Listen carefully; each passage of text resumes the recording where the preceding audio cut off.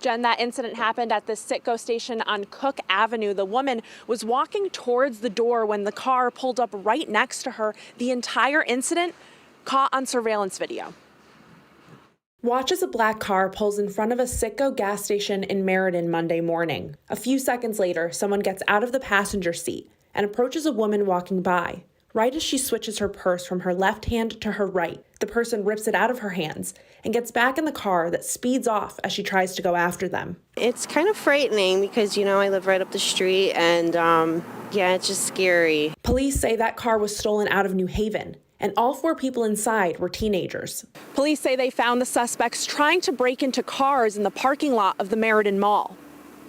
They had to not only track down the vehicle, find the individuals who then fled once the Meriden PD reached the mall. They had to proceed in a foot pursuit. They were able to apprehend all 4 individuals. Police say all 4 were from New Haven and say one suspect, Harlem Smokes, had just turned 18 2 days earlier. Mayor Kevin Scarpati says like many towns and cities across the state, Meriden has also seen an uptick in property crimes like these. He says the city is working with the police department to try to curb the crime. We want to make sure that we are arresting these individuals responsible and then holding them accountable. And that is now in the hands of the court system.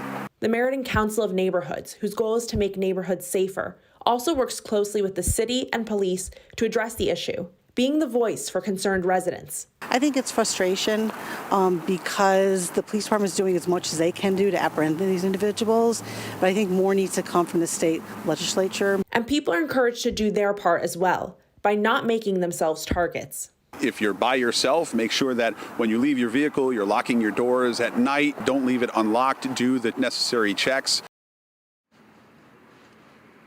All 4 of the suspects are now facing several robbery and larceny charges. 2 of the teenagers were released back to their parents. A third was transferred to a juvenile detention center, and the 18-year-old was held on a $75,000 bond. Live in Meriden, Gabby Molina, Fox 61 News.